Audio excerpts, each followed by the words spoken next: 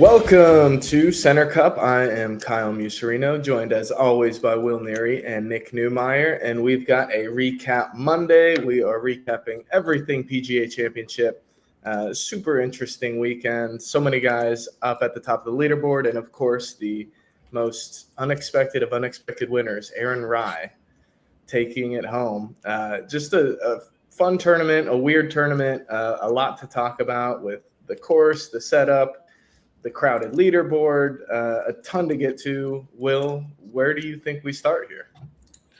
I think we got to first, just off the top, give the credit to Aaron Rai, right? First major championship for him. He's a guy who has not had the most, decorated PGA Tour career. He, before this, only had one PGA Tour victory at the Wyndham Championship. Obviously, he's more of a staple on the DP World Tour with 3 wins there. Over the past, since 2018, I believe he had won at the Hanma Hong Kong Open. As recently as 2025, he won at the Abu Dhabi HSBC Championship. But yeah, I mean, like you said, Kyle, super surprising. In 12 major championship appearances, he had not done better than T19, which he'd done 3 times, which is its own weird little thing.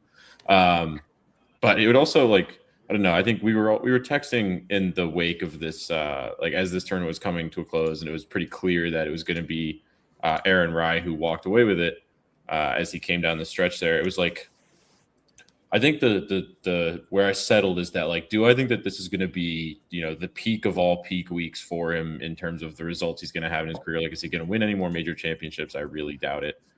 Is this going to be the kind of the peak of his career? Probably. But at the same time, he played the best this week. Especially over the weekend. This was not. It wasn't as if he walked away with the trophy and it was well, he kind of felt like he stumbled into that one or whatever. No, he went out and earned it. And for that, I give him immense props, especially considering this was something shouted out a couple times by various different people. He was not one of the people that fit this course at all going into it. He was we talked about in the preview, we were expecting driving distance and putting to be a big thing. And to his credit, he putted really, really well. He was among the best in putting in the field. But before this tournament, he was 117th on the PGA Tour in strokes gained putting. And this year, and obviously he's one of the shorter players on PGA Tour, not in stature, but in driving distance, maybe in stature too. I don't really know how tall Aaron Rai is, to be honest. But and that kind of held true in this tournament too. He only averaged 292 yards off the tee or something like that. But all in all, it's a really long-winded way of saying that really, really impressive. And do I think it's a little bit fluky in the broader spectrum of his career? Maybe, but was this week a fluke? Was his play a fluke? Did he deserve this win? Yes, he absolutely deserved this win. And he absolutely earned it in the sense of just the way he finished as well. I know we were talking about what is the number that really feels safe? What is the number that you need to get? And I think we'll definitely get to this, but I thought it was a bit surprising at first just how long Justin Thomas held the clubhouse lead. I think that in itself was very impressive, which is why I was almost ready to say that maybe 5 under could be the number, maybe 6 could be the number. And then just those final 3 holes, I think we said if he gets to 7 or if he gets to 8, but then that putt on 16, we have to give on that 17, its own. On the par 3. Was that 17 or 16? 17, yeah. 16 is the par 5, 17 is the par 3. You're right. 70-footer. You're right, yes. Yeah, oh my God. Yeah, that was truly incredible.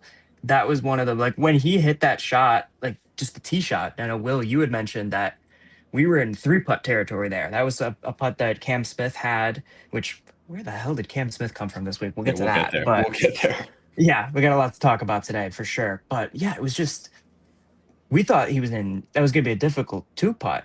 And that wasn't even my first thought when I saw that was, first off, my jaw hit the floor first and foremost. But second, that wasn't even that wasn't a putt that he just hammered at the flag and just ended up getting lucky. The speed he had on that putt was so pure. And that was probably one of the best putts I've ever seen live, ever. Yeah, well, it was reminiscent of the JJ Spawn putt, right? But like you said, the JJ Spawn putt, that was going well by the hole if it didn't hit the flag, stick and drop. Aaron Rai, it also, the weird thing about that, looking back at it, it's a 68-foot putt. Obviously, this isn't true in retrospect, but in the moment, I'm thinking it looked true the whole way. It just did not look like that thing was missing. And he said, in his interview afterwards, he was the shadow of the flag stick was a really good line. And there's something about that, when it breaks a little bit left and you see the ball just hit just right of the shadow of the flagstick and start moving towards the cup, you're like, oh God, like there's no shot this doesn't drop.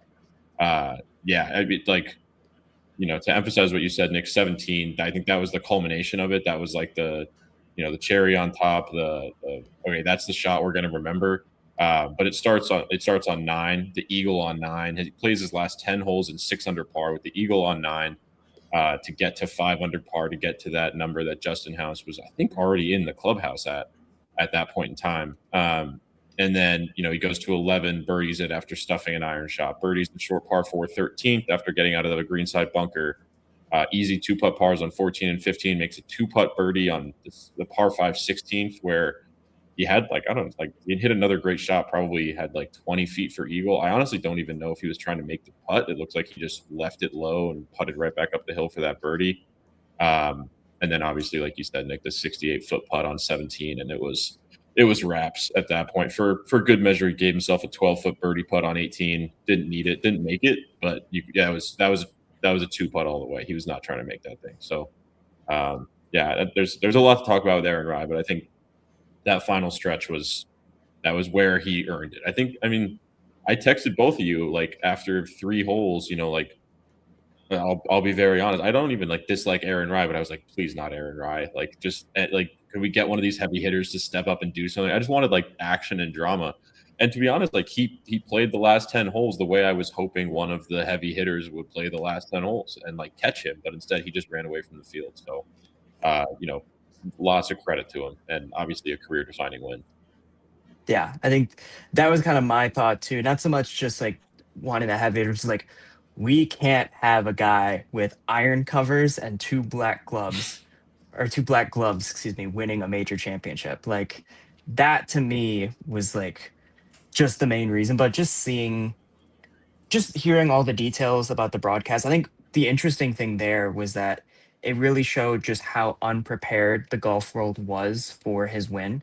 I believe it was Gabby Herzig who reported that at around the 13th hole, the broadcast crew at CBS made a giant WhatsApp group chat of all the golf reporters, and it was like, does anybody have this guy's agent's phone number? Does anybody know his mom's name? Or just all that kind of stuff.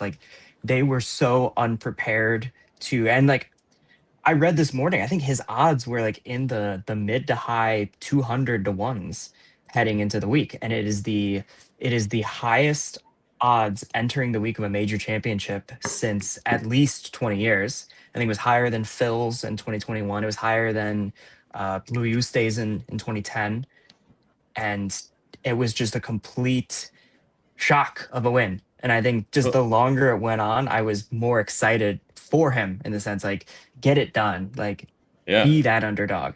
Dude, when we made our preview episode was full of a draft of all the players, right, based on different betting odds tiers. And I made those betting odds tiers, and our long shot tier was built on the very few times an underdog had won. And Phil was the extent of that. I think it was at 25 plus 25,000. So I was at 250 to 1. And I don't think I even included Aaron Rai in in the list I made, because it was so far off the spectrum of possibilities that I was granted, I don't think if I had put him on, any of us would have taken him, but it was just one of those things where it was it wasn't even a thought. It was just no, not at all. He got in on special exemption in the last week because the PGA of America wants to extend the field to 156 players. So they literally invited every single player within the top 104. Well, it was the top 100 within OWGR. Every single player was in this field. They invited all of them. And Aaron Rai was one of those guys that got an invite, and in the last week ended up at the PGA Championship and made the most of it. Ridiculous. There was 2 events last week, a signature at Truist, and he was in the other one. Right, exactly. He was at the One Flight Myrtle Beach Classic. Yeah, that's all you need to know right there. We heard Rory kind of talk about it on, leading up to the tournament. He said, just smash your driver and then go play from there. It doesn't really matter what you do. And we kind of heard him walk that back as the week went on. And after Aaron Rai wins, we saw it kind of played out to be the exact opposite of that. And Aaron Rai was rewarded for his driving accuracy and his approach play. And that really carried him throughout the whole week and into Sunday and through Sunday. And that's how he won. Yeah, I think the thing that I noted just when I was looking into that stretch down the last 10 holes, the only fairway he missed during that stretch was on the drivable par 4 13th, where he was in a greenside bunker off the tee and again made birdie there, and he didn't miss a green in regulation. The funny thing is, like, if you look at the whatever, like the data golf or whatever you use, just look at like the leaderboards, driving accuracy and driving distance. He's like the only guy in the top like 20 that's like significantly below average in distance and significantly above average in accuracy. Everybody else is like, John Rahm, well above average in distance, below average in accuracy. Same with Alex Smalley, Justin Thomas, Ludwig Oberg, Matty Schmidt. Like, it goes down the entire leaderboard for the next like 10 guys, but clearly it didn't matter for Aaron Ryan. Like you said, Kyle, I think, Rory's probably wishing he hadn't said a lot of that stuff at the beginning of the week, because he's put his foot in his mouth a little bit there after, we'll get to Rory, but spoiler, it's like pretty inexcusable for him to play the par fives and even at a course like this, especially when one of them's like 540 yards. So we'll get to him, but yeah, no, I mean, clearly I don't think we were wrong in saying that distance was important, but in some cases it just doesn't matter when a guy like gets on a heater like that, and if he's hitting 70% of fairways at a course that's really hard to hit fairways at, and the rough was way more penalizing than I thought it would be. So that was part of that as well. Yeah, that was certainly, I think, what prompted a lot of Rory's conversations about course setup, and that was that hitting into the rough ended up being a lot more penalizing than you would expect. And so I think that's where you hiding me, Will, like, that's where people really were surprised, because it was playing almost like a US Open and just how difficult it was the first day. I think we were saying on the first day, like, are we gonna have like a winning score in single digits, which we ended up having, which We did. I think anytime you have single digit winning scores at a major, I think is just really cool and really means the course is playing hard. But yeah, I thought the course was fair. I thought it was definitely, I will say, you said we didn't really expect this. I did make mention in the preview when I was talking about Ricky, which did not age well for me whatsoever. I mentioned that accuracy off the tee was going to be the great equalizer, because I think if you could hit it more accurate, but like 20 yards further back, being in the fairway was going to help you. So like I was on to something. It didn't work out the way I intended, but I was on to something. You were close. You just about had it. I mean, yeah, I'll give you a little partial credit there for the just to make you feel better, maybe, after I Exactly accidentally hid you behind the episode 40 label here for a second. But there we got you you go. back up, Nick. Don't worry. So besides Aaron and I, obviously the big storyline, who were some of the other guys that caught your guys' attention this week? I'd say, John Rahm obviously being back in the mix was exciting. Not surprising. He's such a good golfer. We just haven't seen him quite compete at this level again. Again, like I said in the Open, the leaderboard was so crowded. It was insane. It was absolutely insane. Just the amount of guys bunched up together. And, the talk after the first couple of days was kind of, you heard guys just making indictments on the course that they just didn't feel like the pin location was fair, or whether the weather, it was really brutal on Friday morning with the wind. And it seemed like all of these different things played a factor in that leaderboard being so crowded. It did make for an interesting watch, though, and it made for interesting golf, even if a ton of the names at the very tippy top weren't the guys we necessarily thought it would be.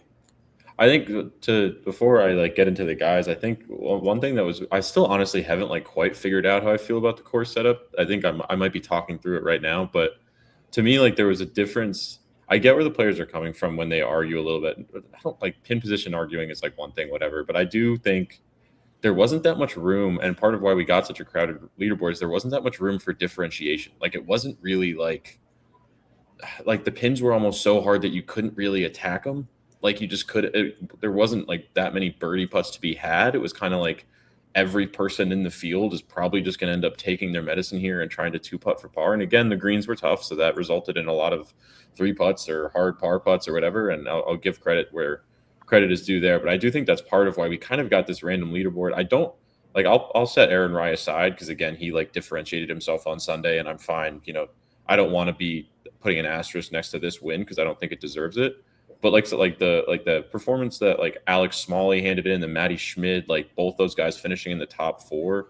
And even like we'll get to Cam Smith, like even some of that stuff, it's like I don't know necessarily what to do with Cam Smith's finish, just because I'm like, kind of everybody had to do the same thing. Like I think Max Homa, who, take it with a grain of salt, because Max Homa was 12 over par and missed the cut by 1 million, missed the cut by 7, not 1 million, but close.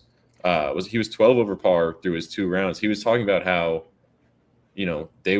players were talking on Monday and Tuesday, or Tuesday and Wednesday as they went through the course about how before the wind picked up, it was like, man, Scotty's going to win this thing by 30 because he's the only guy who can even get close to these pins. Like he's the only person who could try to attack them and like have any sort of advantage here, just because he's that much better than everybody in the field at that.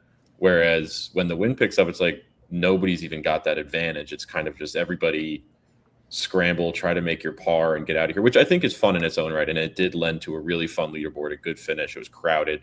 I forget what the exact stat was. I think it was like through Saturday or something. It was, 40 players within 4 shots of the lead. I think maybe that was before Alex Smalley got to 6 under par, something like that. But so I'm kind of fence sitting, I guess, and this is a little rambly, but I just feel like on one hand, it was great because it got us a really interesting crowded leaderboard. But on the other hand, it didn't, I don't know if I feel like it did it the right way. It kind of just felt like everybody was forced into one thing. It was like, we're going to just try to make you make par with some of these impossible pins. And to make birdie, you're going to have to hole a really long putt. It's not going to be about like, stuffing it and hitting like an incredible iron shot. I think Saturday was good when they had a little bit of easier pins, to be honest, but that's my monologue, whatever, for that. I still honestly don't entirely know what my final takeaway is, but it did feel a little monotonous is the wrong word, but a little singular maybe, and like what it forced players to do and the approach it required. But again, there's 2 sides to both coins, because it did give us a really fun Sunday. So Yeah, I think, I have also been kind of just grappling with this throughout the last 2 days. And I think in terms of setup, like, yeah, I'm not gonna listen to you complain about pin placements and the rough and weather conditions at a major. Like it's supposed to be hard. Like I think that's where players, like one player in particular, kind of started to lose me when you got those conversations about the course setup, because it really almost felt more like complaining about tough conditions rather than like an actual flaw by the PGA of America. Yeah, I think it's supposed to be hard, but I would argue that there's supposed to be I don't know that there was ways to like really differentiate yourself. Like, I guess, I don't know if I'm making any sense. Like it was hard, and it was hard for everybody, which I think is great. That's what major championship should be. It should be like, like you said, I love a single digit underscore number winning. But I think it just felt like it was hard in a sort of manufactured way, not in an interesting way in some, at least in some aspects, not every day, not every hole. I liked that drivable par 4 on Sunday, the 13th hole. I don't mind the par 5s. I thought they were pretty interesting and required some pretty good stuff. Even 17 and 18 are solid holes. I just felt like it was, I haven't thought of the right way to phrase this. It was hard, which is good, but it didn't feel like there was ways that the best in the world could really differentiate themselves on that course. Like that they could really take advantage. Like, the Masters is famous for making the best player win. The best player theoretically wins the Masters, right? Like it forces players to use all parts of their game, and the player who does it the best usually wins. Not always, but usually wins. And it felt like at Aronimink, it was a little bit more of just like, I don't know, we're just going to grow the rough up. We're going to make it really hard as much as we can, put the pins in the hardest places they possibly can be, and see what players can do. It didn't feel like it was like interestingly hard. It just felt hard. Again, I might be. And I absolutely hear what you're saying there. Like that makes sense. And I definitely see where you're coming from. And like the line, like the whole like differentiate yourself, separate yourself, for backstory, that's coming from Rory McIlroy saying that the setup of this course didn't allow anybody to like separate themselves from the field. And to that, I say, like, I'll just go to the simple reasoning that I use for a lot of things and just say, ball don't lie. And that's where like Aaron Rye differentiated himself. Yeah, that's why I want to put Aaron Rye to the side. He proved it could be done. Yeah, I agree. So I think that's Aaron where, Rye, yeah, you're right. If you want to separate yourself, don't go even par on the par fives. Maybe that's a good start. You know, like there's definitely ways for you to differentiate yourself. And Aaron Rai proved that it could be done. So when I hear people saying like, oh well, it's hard to differentiate, that almost feels like sore loser mentality. Yeah, I just don't think the cream like uniformly rose to the top. And I'm not even talking about Rory. I just think like generally it just felt weird to me. I don't it just like didn't feel like and maybe it was also a culmination of like you said, like Rory just didn't play well. Some of the better guys didn't play well. Scotty missed every putt possible. We'll get to that. It was horrific to watch. That's an exaggeration, but it was brutal to watch Scotty try like I wrote out like I went through his Saturday and Sunday rounds and the putts he missed and it was pretty astonishing. Yeah, well, we I don't think we're going to come to a conclusion here, so I don't want to talk about it forever and just go back and forth. But I don't know. I didn't mind it. It was entertaining. I the hard type of courses that you typically get at U.S. Opens, like what they had at Brookline, not LACC. I kind of feel like this kind of bundled into LACC a little bit for me. But like what we got, last year at Oakmont too, like that type of difficult for some reason. Maybe it's just like I have an image in my head of what a U.S. Open should be, and I have an image in my head of what a PGA Championship should be, and they're different. And this felt just weird for a PGA. But to me, I don't know. It just felt like they looked at the switchboard of like, and just tried to put all the sliders to max difficulty without actually like, fiddling with things, making this really interesting and, easing off on this while making this difficult. Instead, it was kind of just like, boom, like let's do everything as hard as we can. Well, I mean, we Yeah, talked about I don't even know. leading up to it. We talked about how the PGA Championship is trying to establish itself as a major, and it's always been the fourth best major in people's eyes. And at least after this week for them, there's a lot of conversation around it, which isn't always the case. And I think there's been a lot of reaction from the guys playing, which has led to a lot of reaction on golf Twitter and in the media. And if anything, it's the PGA Championship is kind of loving the conversation that is happening. Yeah. At least.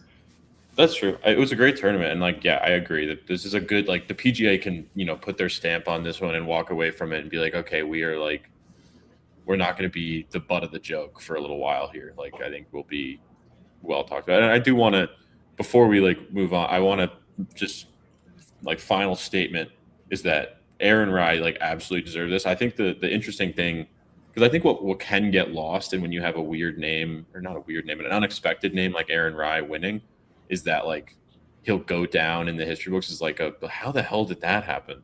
Like, and that eventually will happen inevitably, but I want to make the statement on this podcast that first, like, we should remember that he deserved to win this thing. And I want, like, when we look back in a couple years or whatever, and we're looking at, JJ Spahn's U.S. Open, Wyndham Clark's U.S. Open, like other random winners in recent major history, it's important to remember that like he battled for this on Sunday, and JJ Spahn did too, by the way, last year, but like battled for this on Sunday and really separated himself from the field. Like you said, Nick, he was able to find the way to differentiate himself. So, well deserved, and not a major that I think we'll walk away from like scratching our heads, being like, how the hell did he get away with that? What the hell just happened?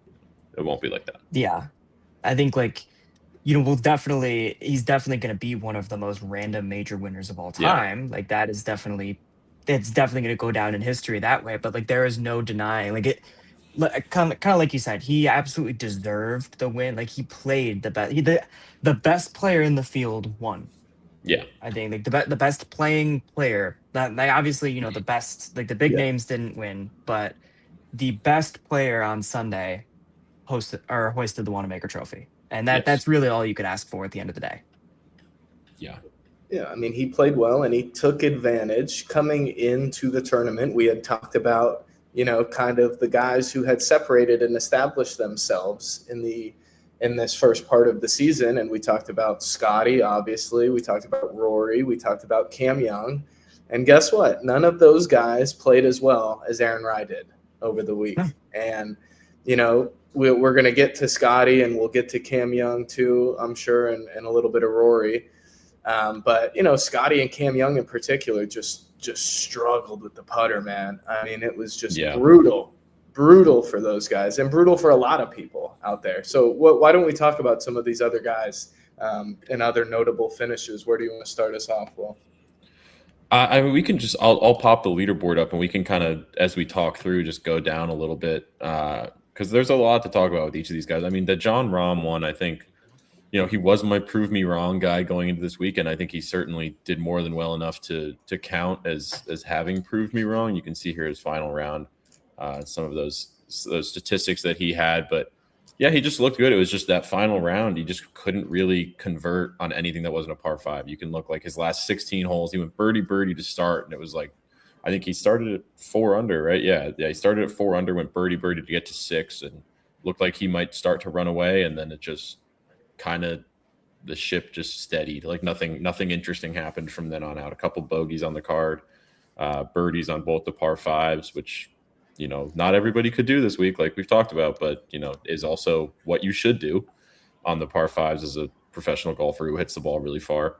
I honestly didn't like plan out a ton for Jon Rahm. I think it's a good. I think part of my whole question mark around this being like I don't entirely know what to do with the course setup, how I feel about the course as a whole, how I feel about the tournament, is that I also don't know what my what I now expect from Jon Rahm, what I now expect from Alex Smalley, stuff like that. Like, I don't know necessarily what this means for me as I view these guys in the broader picture. I don't know if you guys have more significant takeaways. For me, it's like I'm really happy to see Jon Rahm playing really good golf again. And because he's somebody who's proven he can do it on the major stage, like I have reason to have faith that this is a real, solid performance that will stick. That being said, I'm not entirely sure if I have lots of confidence going into like the U.S. Open that Jon Rahm's going to contend. But at the same time, a good result from one of the best players in the world should be, signs of improvement after what we saw at the Masters, at least, which he still managed to make that cut and everything, but it did not look pretty for a while there for him. So good for him to bounce back and get the T2 here alongside Alex Smalley. Yeah, I think I was encouraged by Rahm. I think just seeing him at the top of the leaderboard, it almost made me. It was one of those times where you really do miss seeing some players that went to live, and just based on some of his comments throughout the week, and I have a feeling I'm gonna lay out a bit of a bold prediction right now. This will be the last PGA Championship in which Jon Rahm is a live player. Okay. I mean, yeah, I'd be curious. I would wonder what the odds are on that. I would wonder what the odds are on like live imploding are. Like, It's do you like think they even asked he's him going to like be a PGA Tour player or just not a live player? that. I don't have an answer to. I think if he still contends in these majors throughout the rest of the year, I definitely think there will be a pathway for him that opens back up on the PGA Tour, like in like a Brooks Koepka model. I Yeah. think the one thing that really stuck out to me was they asked him what would it mean, like, there's been a lot of scrutiny of live golf players at majors. What would it mean for live golf to have one of their players win the PGA Championship? And I think he said, like, yeah, that's not really something I'm thinking about right now. I'm thinking about what it means for myself. And it's like, once again, another quote by him that does not really give a lot of confidence to live in general. Yeah, I think I'd be on your side in saying that he won't be on live golf. Oh, wait, did you say this is the last major tournament? I said the last PGA Championship. Okay. Yes, then I'm on your side. I would say that, yeah, I don't think – I'd probably agree with you that this is his last PGA Championship as a live golfer, but I also would probably say that I don't think he'll be a PGA Tour golfer for the next PGA Championship. Yeah, I can agree with that. Somewhere in the middle. But maybe on the DP World Tour. It was working just nice his to way see. back. Yeah, that is probably the more likely scenario. I think just seeing him in contention was really refreshing, and it makes you remember that he is, in fact, a very good player. And that was certainly put on display. Obviously, we kind of wish he did a little more in the final round, but that was certainly put on display this week as well. Yeah. And then alongside him, he was playing with Alex Smalley, who actually had the lead coming to this final round. Or he was not playing with Alex Smalley. He finishes alongside Alex Smalley, I should say, at T2, 6 under par. Alex Smalley, who, like I said, was at 6 under par coming into this round, was looked really good on Saturday with a 68, like just solid, steady golf to get himself into that 2-shot lead. I forget what I think he, John Rahm, and I believe it was Ludwig Oberg were all kind of sitting together on the apps, the betting apps, as of Saturday night. Even though Alex Smalley had that 2-shot lead, John Rahm was 2 back, I believe. Yep, and Ludwig Oberg was in that field as well. But Alex Smalley just started slow, double bogey on 6, 3 over through his first 8 holes. Good rebound. Like I think the eagle on 16, followed by a birdie on 18. There's a bogey sandwiched in the middle there. But when you're looking at things other than the finish, because obviously at this point Aaron Rai had run away with it. It was over, which was also a funny thing when the guy who there's still like 45 minutes left of golf to play. Alex Smalley's got 2.5 holes to play. And they're just like, well, we know this guy won, so what do we do? Like, I guess we show the shots, but we know it doesn't matter. But all that being said, Alex Smalley's finish at T2 gets him into the 2027 Masters with help from that, that 2 under par final 3 holes. We'll get to a full, major update and everything, but that's a little tease that Alex Smalley will be in the 2027 Masters. I don't have a ton of takeaways on Smalley's round. He's another guy that I don't necessarily know if I expect this to be the start of a trend more than it is a peak, to be honest. But that being said, nonetheless, really, really good performance, and obviously sets him up really well for the future in terms of what it does for his FedEx Cup, what it does for his OWGR, what it does for opportunity to get into majors in the future, all that stuff. So I don't know if you guys have more to say about that, but.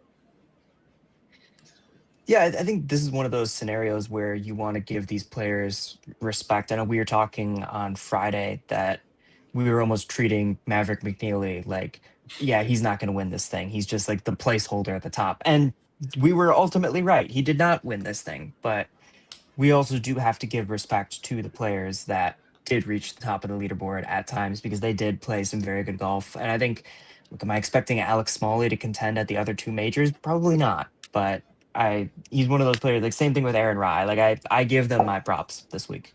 100%. Yeah. T2 at a PGA Championship is nothing to turn your nose up at, no matter how you get there or what your name is. So, and hope, like, again, he's. Or what you put on your irons. Yeah, or what you put on your irons, or your left hand and right hand, whatever your preferences for gloves are. But Alex Smalley, he's a little older than I thought. He's almost 30, but still, like, plenty of career in front of him. You never know what even just from a confidence boost perspective, what a finish like this can do. For a guy who, has yet to have really significant success on the PGA Tour, no wins in his professional career to this point, handful of T2s, obviously including the PGA Championship, the 2023 John Deere, and the Zurich Classic this year as well. Again, Nick, we talked about this, was it on, I don't know, Friday, maybe Wednesday, that the Zurich Classic really seems to be providing us with guys who just go on runs. Christopher Rayton, and now Alex Smalley, obviously Alex Fitzpatrick. Like, really weird tournament to be pipeline. Like, actually, yeah, exactly. And you know what? If a T2 at the Zurich Classic can get you to a T2 at the PGA Championship, like, God, what can a T2 at the PGA Championship get you? I mean, we're trending upwards at fascinating degrees here. So, yeah, definitely nothing to turn your nose up at, and all the kudos in the world to Alex Smalley and all the other, slightly unexpected names near the top of this leaderboard. Yeah, I mean, we knew he wasn't going to win as he was finishing up, but I think that birdie putt on 18 in the final hole launched him from third place to second place, and like a lot of money, $900,000 or something crazy like that. It's like, ooh, it would have been sweet birdie putt. A T3 among 4 players that you're splitting a ton of money, as opposed to splitting the second and third place money with just John Rahm. So that was, I haven't done the math to figure out the difference there, but yeah, it's a lot more money than any of us can probably even comprehend. So. Yeah, the stones to roll that puppy in are pretty substantial. Yeah, pretty good consolation prize. Okay, next guy, Justin Thomas. We got to talk about him. I mean, this is now a couple weeks in a row playing really good golf for JT. Kind of took himself out of it on Saturday. Didn't play very well, but obviously finished with a fourth round 65 and was the leader in the clubhouse at one point even. But it's just encouraging to see him play a good golf a couple weeks in a row now. Yeah, and I mean, like you said, we kind of had a weird blip earlier this season with a T8 at the Players Championship after his return from injury, right? Yeah, his return from injury at the Arnold Palmer missed the cut, and then T8 at the Players, and kind of regressed a little bit. But the last three tournaments, T23 at the Cadillac, 13th at the Truist, and T4 now at the PGA Championship, obviously trending in the right direction. And we talked about how impressive it was that Aaron Rai played his last 10 holes in 6 under par, while Justin Thomas played his last 14 holes in 6 under par. So not quite the same magic, but pretty close, and a really clean card other than that bogey on 3. And like Nick was saying, I mean, like he got into the house at 5 under, and for probably like 30 to 40 minutes, I was like slowly starting to be convinced that 5 under might be the number. Especially as you started to watch. It was really close. It was, well, yeah. I mean, other than Aaron Rai, like it was nobody else got more than a shot in front of him. And like when you watch, like, Rory McIlroy is not birdieing the par 5s, and all of a sudden it's like, okay, well, there's bogeys to be had out there. If there's not many birdies, like this could definitely settle around 5 under. Obviously Aaron Rai was the differentiator there, but a really, really good round. It was really just that round 3 of 72. Where we can pop the scores up here, but his round 3 of 72 just really sloppy in the middle there. 4 straight bogeys, even if a couple under on that round, and he's in contention here. I mean, it's tough again when you have a guy that won by 3 strokes, but really, really good performance out of Justin Thomas. Didn't quite have the magic of 2022. When he, sat on the lead forever, ended up in the playoff with Mito Pereira and was able to get that win. But nonetheless, a top 5 finish here. And not a fluke one either, like trending upwards. And like we've seen what Justin Thomas can do when he gets hot, and he's, one of the better ball strikers on tour. And if he is able to carry it forward and, keep this form, which I think that's kind of been the thing we've waited for the last couple of years from Justin Thomas, is like any sort of consistency. I think that like we've seen a couple peaks, nothing super high, but runs of good form where we're like, oh man, like is he gonna, like, I think it was it to get into the top 30 for the Tour Championship 2 years ago or something, where he almost chipped in from off the green, and that was at the end of a really good run of play. And there was, man, like what can he do if he makes it in, whatever. Like the point being, if we can start to see some consistency from guys like Justin Thomas, that would be really fun. It's like always way more fun when he's in contention and when he's somebody to be reckoned with out there. So, I mean, other than that round 3, a pretty consistent 3 under par rounds, including that 65 on Sunday. So, yeah, definitely encouraging. I think JT is one of those, like, still part of like the old guard where it's like had a lot of major success a while ago, and we just haven't really, or I say a while, he has 2, and those were both PGA championships. And so just to see him, you kind of knew that, like, outside of like, when we were saying like, Mav McNeely's not going to win, like you could say that Justin Thomas had a much better shot at winning because he had been there before. And that's what gave me a lot of confidence. I thought, he did as much as he could in the final round. I think I don't really think he could have done a lot more. And, obviously nobody was catching Aaron Rai at the end of the day. And so that's almost a moot point. But I was very encouraged with what I saw from Justin Thomas. Yeah. The one thing I want to add that we haven't mentioned on Aaron Rai that you just kind of touched on, and just to like emphasize the run, is that I think something we talked about, Nick, on Friday, and we talked about beforehand too, is like the importance of having that like major championship experience and major championship winning experience. And I think that's part of what made the Aaron Rai separation so impressive and unexpected, was that he was, again, part of this is that none of these guys really stepped up, but he was, running away from, like all these guys are major champions: Cam Smith, Rory McIlroy, Xander Schauffele, Patrick Reed, Scotty Scheffler, a couple outside of that. That was really on Saturday that, Scotty Scheffler kind of set himself a little too far back, but still, like it wasn't just nobodies that he was separating from. He was separating from, real PGA Tour players like Justin Thomas. And obviously, like you said, Nick, 2 PGA Championships to Justin Thomas's name. Who knows what he's got coming up? Obviously, we're like a month from the U.S. Open. Never know. Maybe I feel like adding another major championship that isn't a PGA to Justin Thomas's cabinet would be a pretty. That would put him in some conversations that he's not quite in yet. Obviously, and maybe that's a stupid statement and kind of is one of the more obvious. Yeah, I'd ones agree with that. But like that would be a good thing for his career to put himself apart from the like kind of pigeonhole that he's in right now. Yeah, I mean, two weeks in a row, good putting. He hadn't really putted well this season, and it's his best major finish in 2 years since the 2024 PGA Championship. Look at his results list in the majors. It's brutal. He hasn't played well in a major in a long time. So 2 weeks in a row, he's got a hot putter. So it's just good to see JT playing well, for sure. Really, it's his best since that 2022 PGA. T8 at the 2024 PGA is really good. But, I mean, you're right, though, Kyle. It is like, other than that, there's not a top 20 on here since the 2022 PGA. I don't think there's a top 30 on here since the 2022 PGA. Yeah, I mean, he's basically 50-50 if he's going to even make the cut or not. Yeah, hopefully this is a trend and we start to see consistency out of it. Yeah.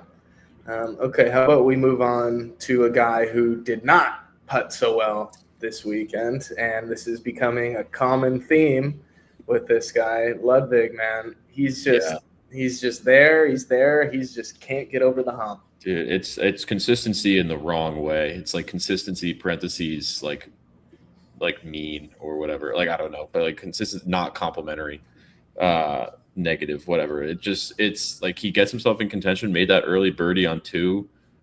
He's I think he was at that point like. Did he hold the lead at one point? Was he one back from Matty Schmidt at that point? I don't entirely remember. I think maybe he was tied for the lead at 5 at one point. I know he obviously got to 5, but then just the weird misses, like wayward, can't putt. Like the driver is now a problem with accuracy, which is not something that's manifested a lot this season. But before this season, when he's in contention, hasn't been a thing. I don't think this is quite as drastic as like what we saw at the Players. Obviously, when he was it a final round 76 or 77 when he was leading by a handful going into that final round. Even the Valero Texas Open, he had a 1-shot lead at one point before blowing up.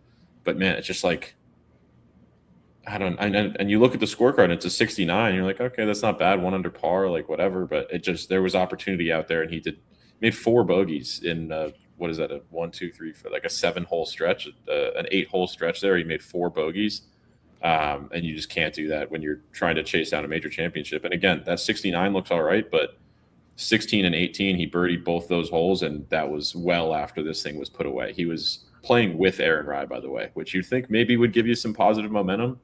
But for some reason, you can give credit to that stuff or not, but he just was not able to keep up with his playing partner. So it's starting to be a thing. I think we've talked about this like for so long now. I don't know if we were early on the train, maybe even too early. Maybe we started talking about it after the Players, but it's starting to be like if you want to be considered where you're supposed to be considered, you're gonna have to start winning these. Like something's got to win. I know it's a major championship, and maybe that's asking a lot, but we tout the golf community touts Ludwig Åberg as like one of the up and coming golf, like the guy, like the next guy. At least that's what it was when he was getting T2 at the Masters in his first year, and another 7th place finish the year after that, but. It's starting to not really look like it. I don't know. We're gonna have to knock something out pretty soon. Otherwise, the questions are gonna start getting bigger and bigger and bigger.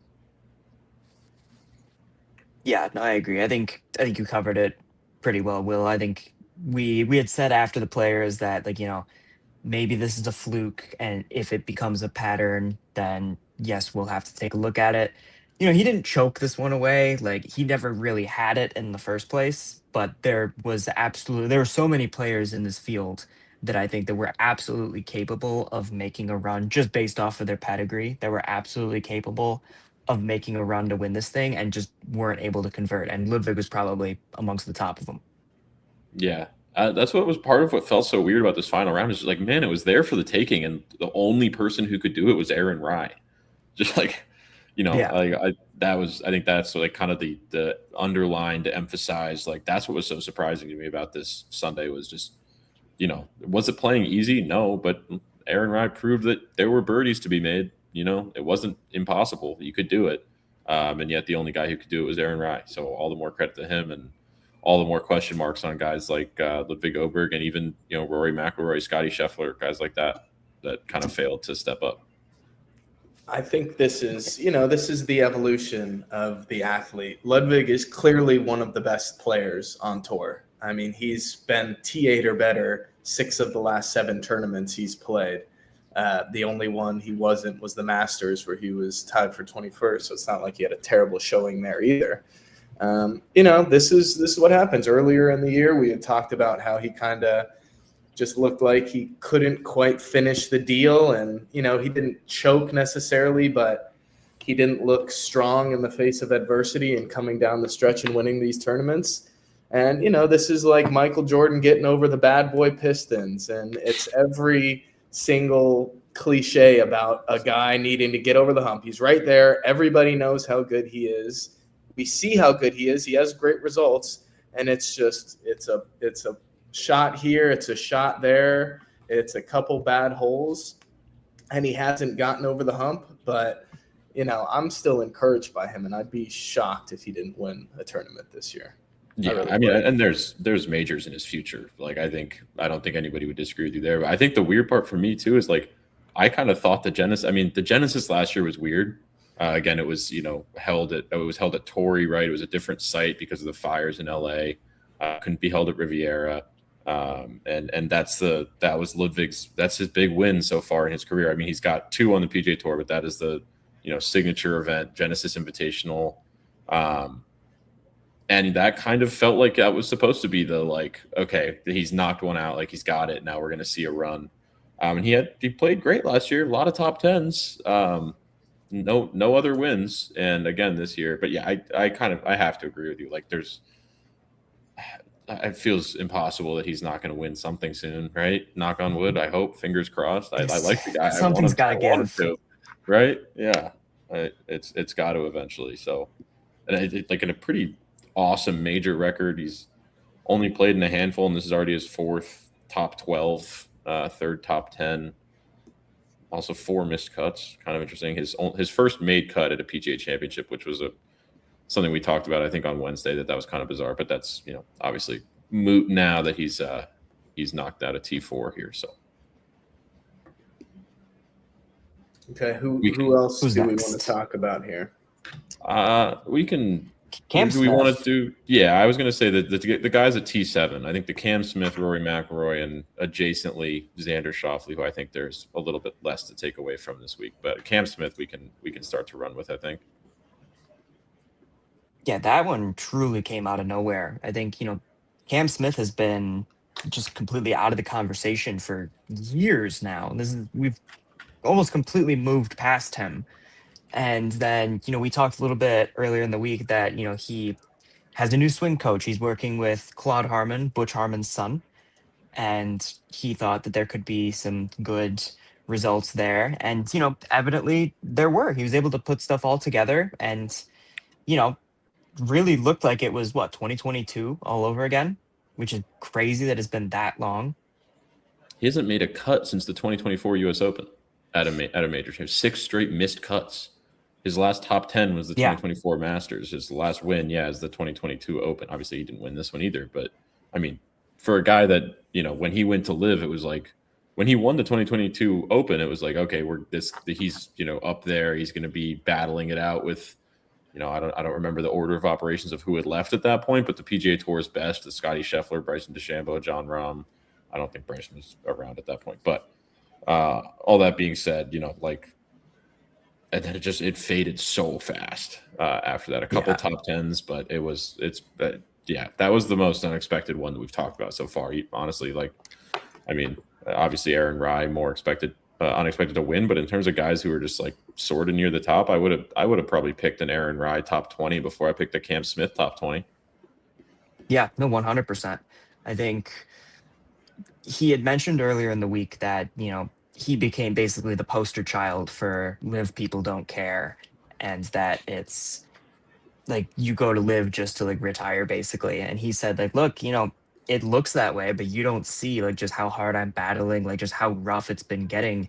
And he thinks like that would have happened on the PGA Tour as well. And that's what led him to explore new options with his swing coach. And, I guess the results are starting to show. And if Cam Smith can look, I think Cam Smith was probably the bigger shock of, I don't know, not shock. I think we all knew it was coming, but in terms of like what it meant for the PGA, like he was one of the rising stars of the tour that unfortunately we were robbed of the prime of Cam Smith. And if he can rediscover it again, then all the power to him.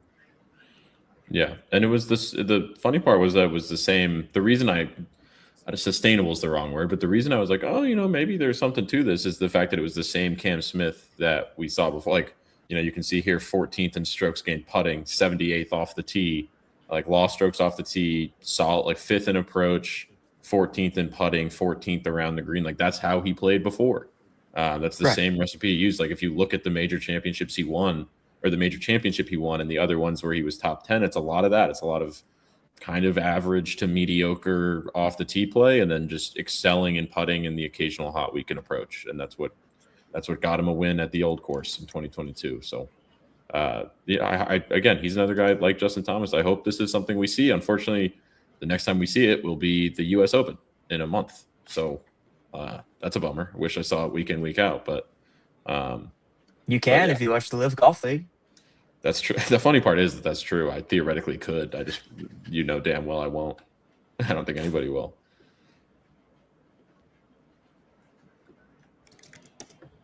We can do Rory now. I think I've been putting it off a little bit just because it bums me out. But how do you play it? He made one birdie on the par 5. It's not even that he played them even par and he had a double one day and a bogey. He had one birdie and one bogey and 6 pars on the par 5s this whole week. Just for a guy who this is what you do, man. Like, I don't know what you do here if you don't do this. Like, this is kind of it.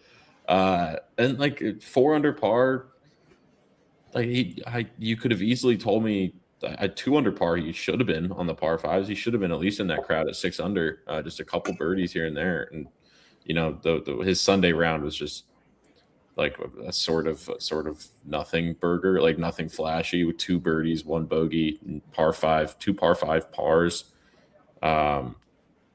He's one of the guys that's in that group that I was like, obviously somebody had to separate and run away with it, and Aaron Rai was not going to be in my top 5 picks, and he's Rory McIlroy was probably 1 or 2 on that draft of guys who I think will separate going into Sunday. Especially after he birdied the second, it was like, okay, he and John Rahm both birdie number 2, and it looks like one of those 2 is probably going to make a run here and get away with it. And neither of them are able to step on the gas for, Rory parred his next 9 holes, I think. Is that 10 holes? His next 10 holes. Disappointing. It's just also you've said this a million times, Nick. You shouldn't talk. Don't speak before the tournament. Because you're gonna regret it. No matter what you say, man, you're gonna be eating those words. We're gonna be pulling those clips for a while now of him saying the clip of him saying, there's not much strategy here. All it is hit it as far as you can and figure it out from there. And it's like, well, you did that and it didn't work great. So I don't know. Maybe come up with some other strategy next time and try to hit a couple fairways. Actually, and I think like you said, it's 40%. It's another week of Rory just making headlines for off, or technically some of it was on the course, but just antics that have nothing to do with how he actually played. And it's that comment was really just unfortunate, just the way it panned out. I really didn't it took me a second. It took me watching the replay to actually see what happened, but ejecting the fan yesterday was so soft. Yeah, I missed the replay, to be honest with you. I saw that he did it, and it was after a bad shot, and then somebody talked shit right afterwards, I'm guessing. Mm-hmm. What was the? He dumped it in the bunker, and then USA.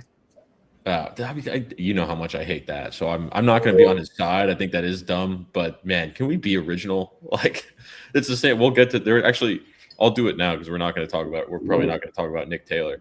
Nick Taylor shot a 40 on his back nine, and as he's putting out on 18 to make a bogey and shoot 40 and like ruin one of his best major championship chances, some dude's like yelling at him, making a comment about hockey because he's Canadian.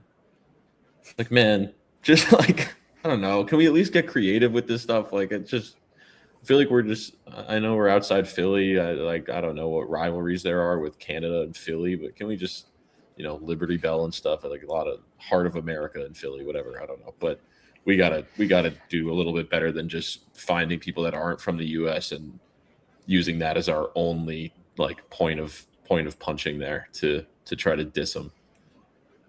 And like, I guess Rory made a little bit of sense just because of how angry he got at the Ryder Cup and just because of the relationship he had with the fans that week. Like, it was almost like he made it easy for them to just like poke the bear a little bit. But like, we've seen Matt Fitzpatrick talk about the USA chants and how he's able to just completely move past them. And for Rory to just turn around, start swearing at the fan, and then go out of his way to get him ejected, it's just not a good look. I didn't think.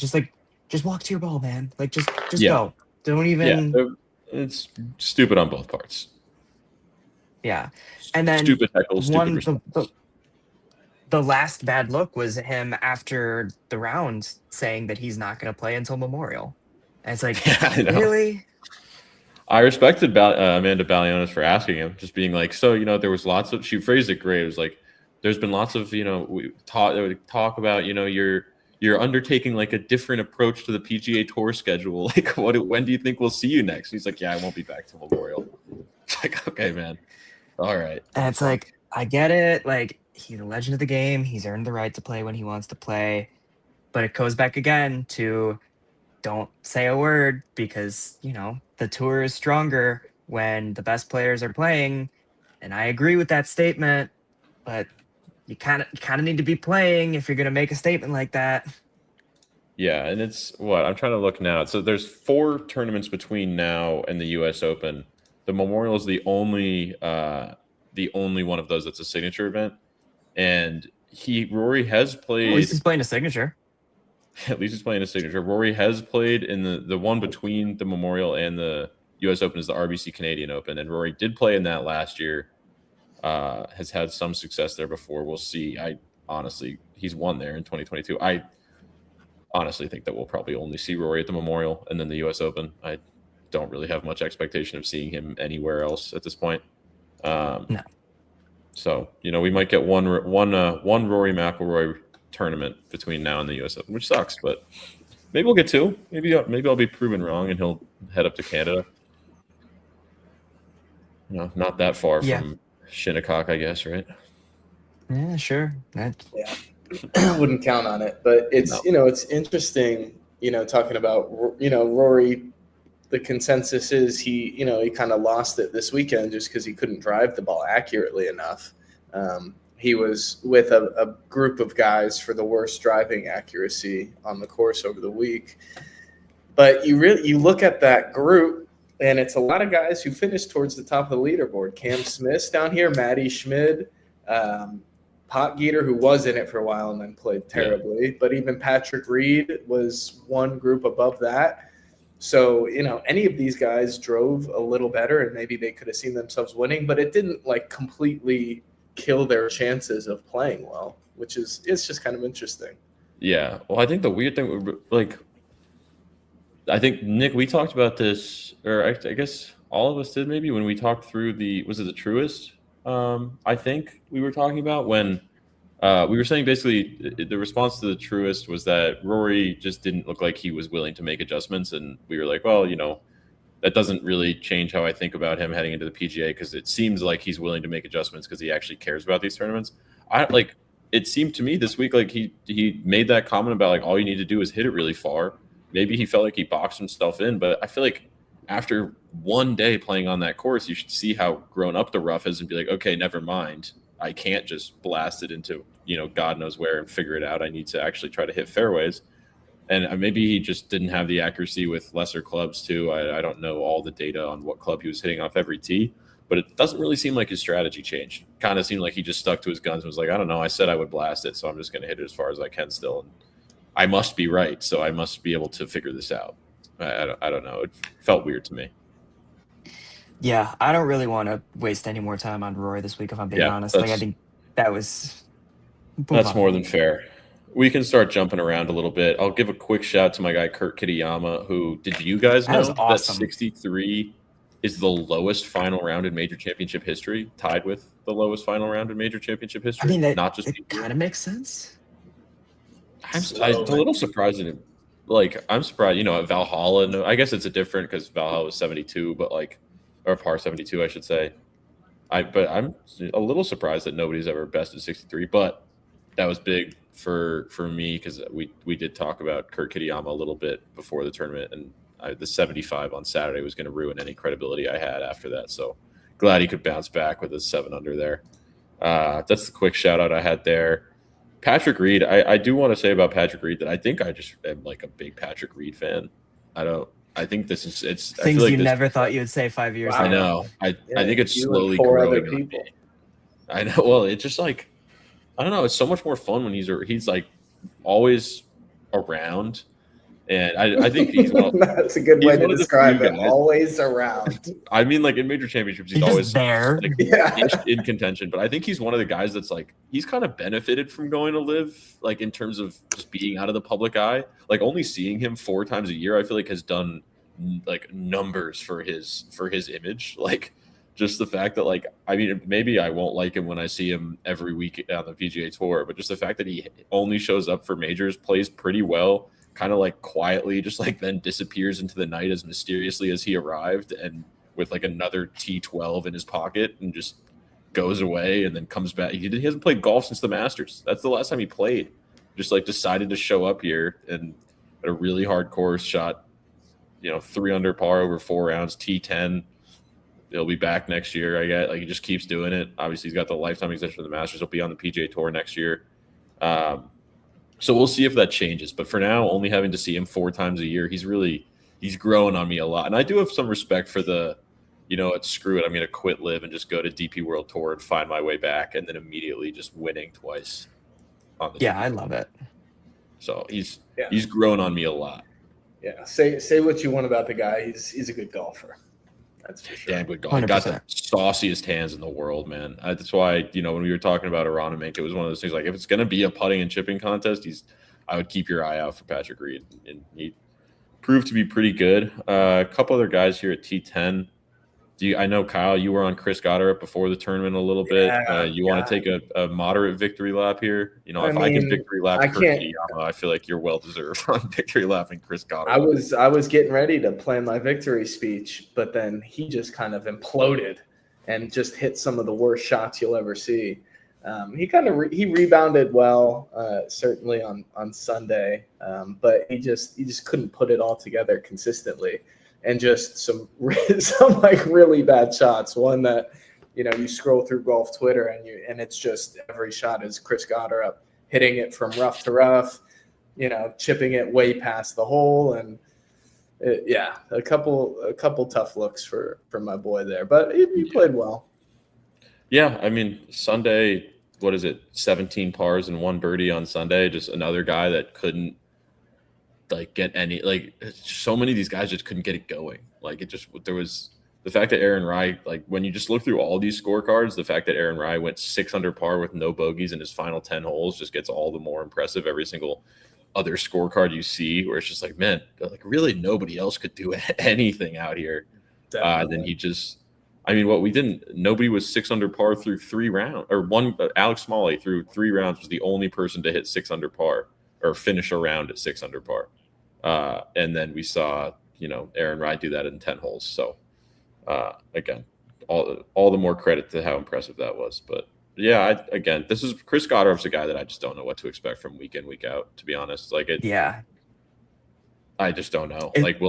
Will I ever pick him? Probably not. Do I think he'll win? Probably. Yeah. But I'm not going to be the guy that's going to take a gamble on which tournament that's going to be. Right. Like it's just results like this that like keep you like somewhat invested. Where it's like, okay, Yeah, he's still showing up at majors, but like, yeah, I don't know. He's kind of in one of those like weird little bubbles. yeah. We can get to Scotty. I do want to read you guys a couple, or do we want to do a Justin Rose thing? I don't really want to because this was a pretty underwhelming. I mean, like, cool. I don't know. Don't let the numbers fool you. This was Yeah. still pretty mid. There was nothing here. I don't know. Yeah, I got McLaren nothing. irons. Don't buy McLaren irons because he was T10 at the PGA Championship. That's all I'm gonna. That's all I'll advocate for there. Uh, we'll get to Fitzy. I promise we can talk about him briefly with his fraudulent top 15. But I do want to talk about Scotty Scheffler first. I want to read you guys a couple putts because it was pretty. I went through Saturday Oh and boy. Sunday, and just if you look at strokes gained only, like that gives you the idea he lost like he actually gained 3 shots on Thursday, but lost more than that on Saturday, and then lost another like shot and a half on Sunday. But Saturday starts off with a 4.5-foot missed birdie putt, missed a 10-foot birdie putt on 5. I'm not going to read the ones that he makes because that then like kind of ruins my case here. It doesn't because the only ones he makes are like 4 feet. But missed a 3.5-foot par putt on 7, a 5.5-foot birdie putt on 8, a 12-foot birdie putt on 9, and then a missed 6-foot birdie putt on 13, a 7.5-foot birdie putt on 16. The next day he misses, another 4.5-foot birdie putt, an 8.5-foot par putt, an 11-foot birdie putt, a 2.5-foot par putt, and a 3-foot par putt. Both of those on hole 14 and hole 17 combined less than 6 feet. Just missed them both because why not? Just left so much. And you saw some of those posts, like you were talking about Chris Goddard up on Twitter, Kyle. You saw some of those posts that were like 4 pitch photos of Scotty Scheffler, like 3.5 feet away. Photo. It's just like, by the way, he missed all of these. And that, man, it's like, again, we're talking about Aaron Rai at 9 under. So it's like, would Scotty have won? Probably not. But he missed 7 putts. Again, finished 7 back from Aaron Rai. He missed 7 putts from 6 feet and in over those last 2 days, and 5 putts from inside of 5 feet. Just what? Like, yeah. What do you make of that, Nick? I don't. Yeah.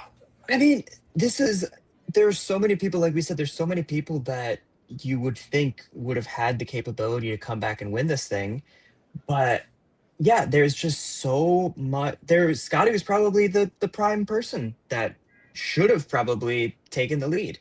But the putter just completely died on him. And he just wasn't able to just get that going. Yeah, I wish there was like more to take away. I'm just more like, what the hell just happened? Like, how do we Yeah. even? And he was doing the thing where he's he puts it and then he's looking at it like, what the hell? Yeah. What the hell did Standing up, that? How did that happen? He's just same thing every time. And it said, he averages out to 72nd in strokes gained putting. That is very heavily weighed by that 3 strokes gained in his first round. So, take that out. I don't know if he'd be dead last, but he'd be pretty damn close. And he was first in driving accuracy and, 19th in driving distance, 7th in approach the green. Like, it was pretty good. Tee to green, he was 5th. Around the green, he was like middle of the pack. Putting 70. It was real. I mean, the putting it took him out of this tournament. And that's like what we used to say about him 3-4 years ago. It was like, man, like he's winning these tournaments, but like, God, imagine if he was like top of the world in putting. And then he was, and then he kind of was for a while. And the whole thing with this course was how hard the greens were. So I'm not going to extrapolate this to his broader putting. I don't want to, but at the same, he got better at this. He did so much work to fix this and have this not be the reason he's losing tournaments anymore. And here we are 4 years later. Again, am I worried about the best player in the world? Not really. He'll be fine. He's going to win like 7 more times this year and probably the rest of the majors. He's probably he'll complete in a month and a week. We'll talk about him completing the career Grand Slam. So, Yeah, whatever. sounds about right. But at the same time, like, dude, we got to start making some 3-footers. Can't be missing that many of them. Yeah. And look, like I said, I left out a couple. He made some 4 to 10-foot birdie putts, made 1 20-foot birdie putt and 1 17-foot birdie putt. Those were the only putts made outside of 12 feet, were 1 17-footer and 1 20-footer on Sunday. So I guess sometimes they hit the bottom of the cup, even if you don't necessarily know where they're going. But We don't have to. We talked Bryson on Friday. Do we want to revisit this situation, or can we just kind of ignore that happened and Nothing. we already kind Nothing to say about of that. He other than he stinks. Okay, there we Yep. go. Top level journalism there. Notable miscuts.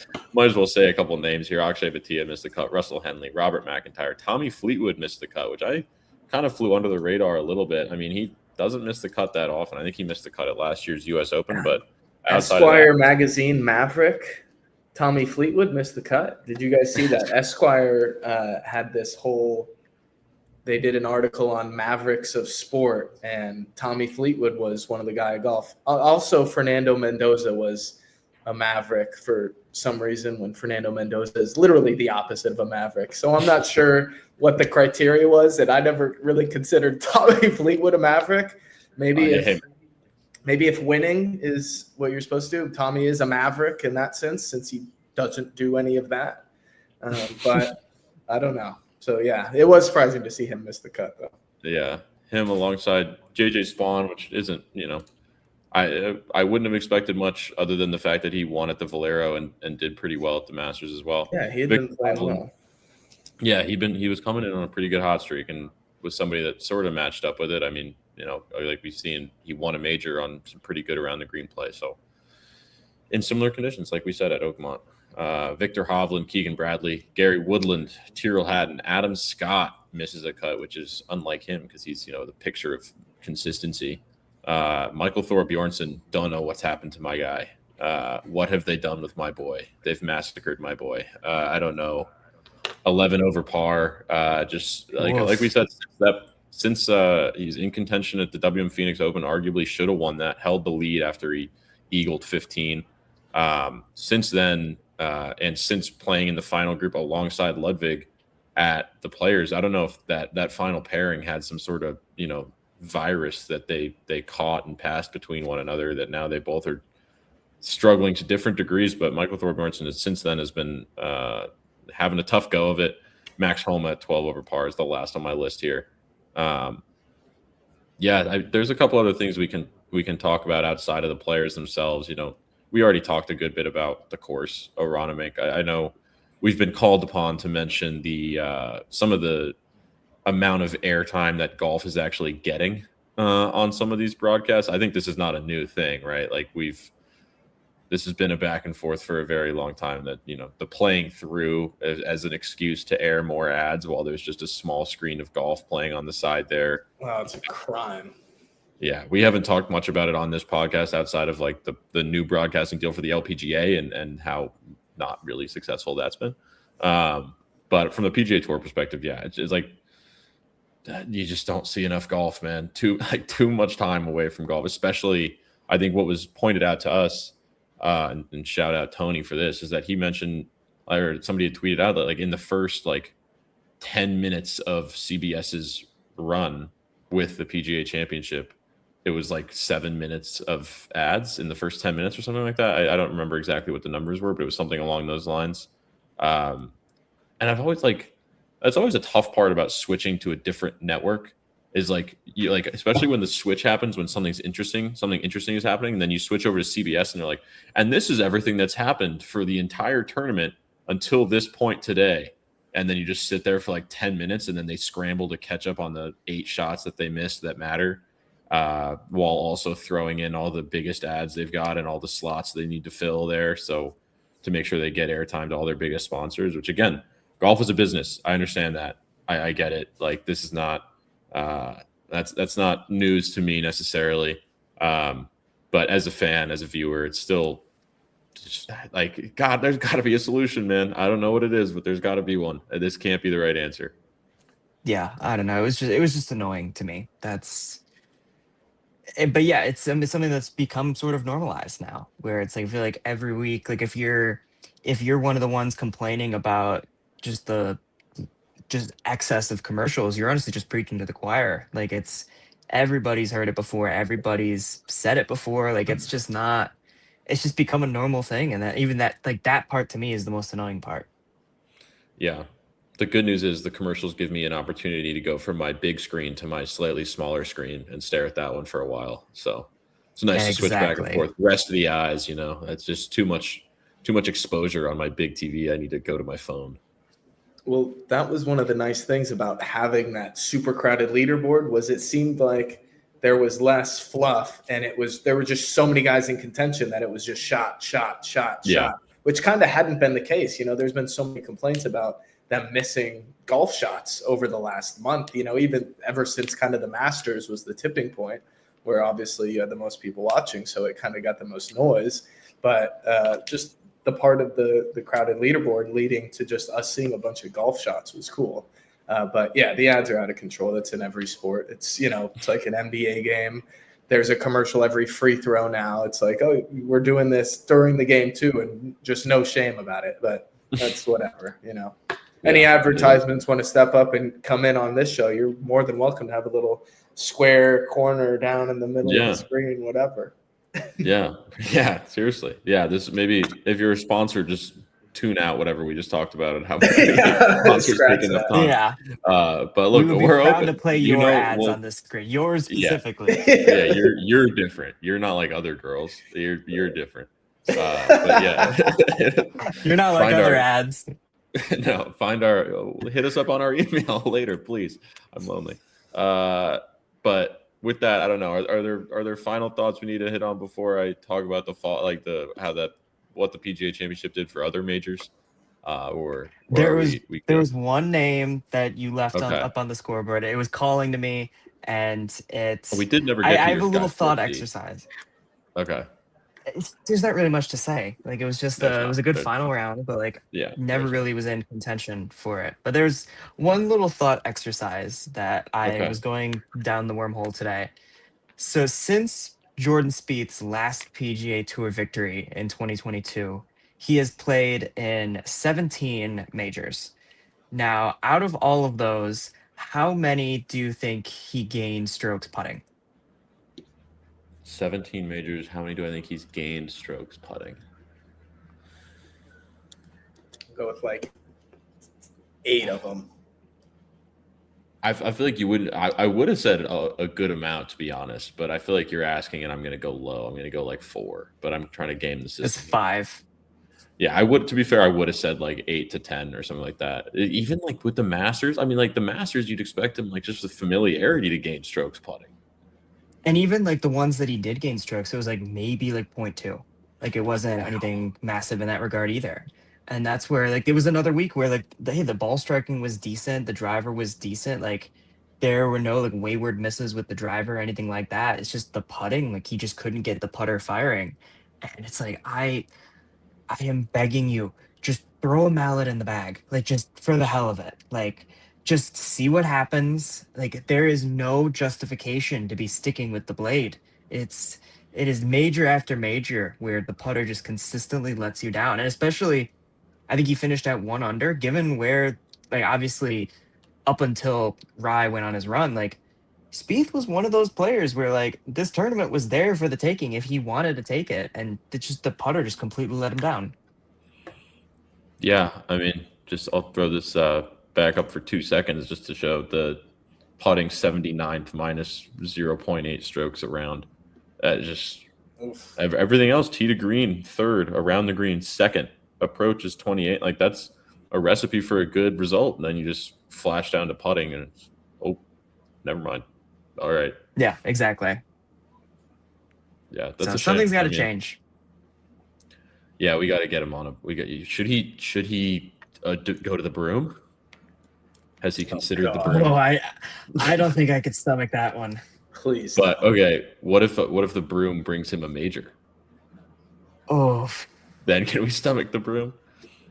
That I might have to stomach it in that case, but that's gonna be a tough ask.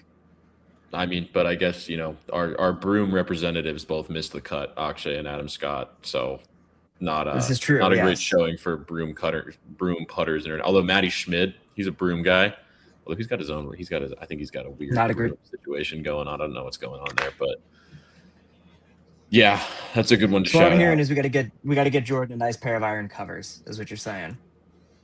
Yeah, full set. I mean, the sales are gonna go through the roof now. I mean, I will say like I think we've all heard the why Aaron Rye has iron covers and all that, and it's all a very sweet story, but it's It's a also great story. incredibly inconvenient. It just seems like such a bother. Yeah. But I think somebody's caddy was quoted as saying, if you win the PGA Championship, you can do whatever the hell you want, and I think that's true. I think he's got every right to have iron covers now for sure. Now that he's shown Yeah, you're that not going to works, hear me so. complain about him. No. Okay, Anybody else? Why don't you give us a little update here now, Will? I think we talked through pretty much everyone. Yeah, we went through a good number. So again, this is the I'll switch the thing over here, but this is the major update, and we do it just to talk through what the last week has done. There was two major exemptions, not just the PGA, all of them. And there's a lot this week. I'll try to be fairly quick about it, but even outside of just the PGA Championship win, there was a lot. So Aaron Rye, obviously, the win does so much for his status. He was already in the Open Championship this year, but broadly, it gets him into the U.S. Open through 2031, the Open and the Masters through 2030, and obviously he's exempt into the PGA Championship for life. So that's pretty great. And for 2026 specifically, like I said, he was already exempt into the Open, but this does get him into the U.S. Open. He was not already qualified for the U.S. Open. Obviously, would have done it through a WGR as well, but it's a lot more fun to do it through a win at the PGA Championship. So outside of Aaron Rye on the leaderboard there, the top four get an exemption into the 2027 Masters. I kind of teased that with Alex Smalley, but that's top four and ties, I should say. Aaron Rye, John Rahm, Alex Smalley, Ludwig Oberg, Matty Schmidt, and Justin Thomas. Obviously, the key ones there, Aaron Rye, Alex Smalley, Matty Schmidt, guys that otherwise you might not have expected to get in. Or maybe they would have through OWGR. Aaron Rye especially was up there, but still very notable. And then the top 15 and ties get in next year. So add to that list Cam Smith, Rory McIlroy, Xander Schauffele, Kurt Kitayama, Patrick Reed, Justin Rose, Chris Gotterup, Matt Fitzpatrick, Max Grazerman, Ben Griffin, and Scotty Scheffler. Again, a lot of names that were probably going to be there anyway, but now you don't have to worry about it, especially for guys like Kurt Kitayama. I actually don't know what Cam Smith's exemptions look like. I guess he won the Open in 2022, so that's close. That's more recent enough that he probably is still coasting on that a little bit, but again, doesn't have to worry about the PGA for next year anyway. And like I said, OWGR is the other thing. I won't read through all these names. There was another trigger for the top 60 to get into the U.S. Open at the end of the PGA Championship. There will be another one where the top 16 OWGR get in as of the week before, at the end of the RBC Canadian Open, the week before the U.S. Open. I won't read through all of them. There's a lot of names, a lot of ones you'd expect, a lot of guys we already talked about, including Patrick Reed, Kurt Kitayama, etc. But some of the guys who snuck in through just this exemption include Jordan Spieth, Nicholas Echeverria, Sam Stevens, Ryan Fox, Michael Brennan, Pearson Coody, David Puig, and Ryo Hisatsune. Michael Kim, I think, also is. He tweeted that out on his well-known Twitter account that he had a little consolation prize for not playing fantastic. I mean, he played well, but not winning the PGA Championship is exemption into the U.S. Open immediately afterwards. Other U.S. Open things, these are quick, I promise. As of this week, these all triggered right at the end of the PGA. The top two from the prior year's race to Dubai on the DP World Tour, who were not otherwise exempt, are in, and that's Laurie Cantor and Adrian Sadier. Again, these are all for the U.S. Open. The leader from the current year's race to Dubai, who's not otherwise exempt, is Jaden Shaper. He's in. And then finally, the Live Golf individual standings trigger that I know we've all been so carefully waiting at the edge of our seats to find out who it will be. It's going to be Lucas Herbert, is the leader in the current year's Live Golf individual standings, who's not otherwise exempt. Beats out Anthony Kim, which is a bummer to some, I suppose. But that's the gist here. We've got a lot going on. There's all sorts of stuff. I think the Open Championship. Stay tuned because next week OWGR again. Top 50 get into the Open Championship. So there's more triggers to hit pretty soon. So keep your eyes and ears peeled for me rambling again next week. But that's it for this week. Lots of good action there. Okay, should we do a quick little update on some of the other tournaments that happened over the weekend? Yeah, we can do this quickly too. On the LPGA Tour, Kroger Queen City Championship, Lottie Woad gets the win. Nick, I think she was somebody you had your eyes on, right, before the season started. I know we Yeah. had talked about a couple players. I don't know if you have anything to add there, but Lottie does get her first win of the 2026 season. Yeah, hasn't been, I think she had a decent start to the year, hasn't really had as much success as she probably hoped, but is up to fifth in the Rolex rankings now. And that's, it's as high as she's been. So great result from her. Hopefully, anytime we don't have Nelly Korda as a winner, it's a very big deal, especially if Nelly is in the field. So hopefully this is some good momentum for Lottie and she can go on and win some more tournaments. Yeah, and Nelly was in the field. A very disappointing T8 out of Nelly Korda, which is horror compared to the first non-top 2 of her 2027 season is a T8, 1 stroke behind washed Gino Didakul, who finishes solo 7th. So maybe we can put those. Is Gino just only playing well in the non-Nelly events? We can put that argument to bed. They were, side by side the whole week this week. Gino, a very consistent 69, 67, 69, 69. So, yeah, that was the Kroger Queen City Championship. On the Korn Ferry Tour, Colonial Life Charity Classic, Cole. We had a couple Coles did really well this week. First, the Korn Ferry Tour Cole, that would be Cole Sherwood, wins the Colonial Life Charity Classic. And then on the PGA Tour Americas, one level below the Korn Ferry Tour, we had Cole Anderson at the Diners Club Peru Open. He beat Patrick Flavin in our only playoff of the week to win the Diners Club Peru Open. Like I said, Patrick Flavin had actually won the previous event on the PGA Tour, but Cole Anderson won in the playoff with a bogey, which is not something you see every week. Patrick Flavin made a double. Cole Anderson made his bogey to win his first professional event. I believe he's 24 years old. And then on the Epson Tour at the Copper Rock Championship to tie things up, it's Fiona Shu who wins at 13 under par. That was out in Utah. And that's kind of what we had going on. Pretty riveting stuff. A week for the Coles, a couple Coles getting in the victor circle there. Yeah, packed little weekend there. Okay, awesome. So we will be back on Wednesday. We will be going live to preview the Byron Nelson at TPC Craig Ranch in McKinney, Texas. One of my favorite spots. Scotty Scheffler going a good 38 under par this week, maybe this year. Yeah, after Scotty 31 last year. Jordo back home. It's got to be some familiar ground for him, of course. Place of his famous 2010 debut as a 16-year-old at the Byron Nelson. Different course, but same tournament. So that'll always be fun. I always love the little Texas swing here, especially when we've got some of the best golfers in the world currently residing in Dallas too. So we will be back on Wednesday with that preview. Tom Kim, you mean, right? That's exactly who I was alluding to. Thank you. It's what the T in TGL stands for.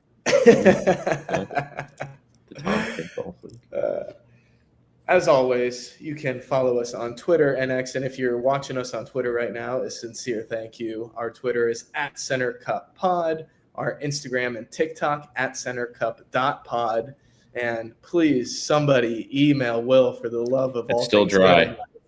It's still dry. .pod@yahoo.com. Somebody send it one. It's okay. Check the inbox first thing every morning. Open up the phone. Nothing. Just setting yourself up for disappointment. I know. Well, that's just what I do, man. It's gonna happen. It's gonna happen. We know a little bit about setting ourselves up with disappointment on this pod, whether it's Will with the email, whether it's Nick with that one guy. Just a lot of disappointment. That one guy, yeah. And one Texan. That one Texan. Any final words, gentlemen? No, we've said a lot of words today. I'm good. I'm tapped out. Said more than enough words. Yeah, I'd agree with that. That was a solid recap, I'd say. Alrighty. Well, thank you for listening, as always, everyone, and we will catch you next time.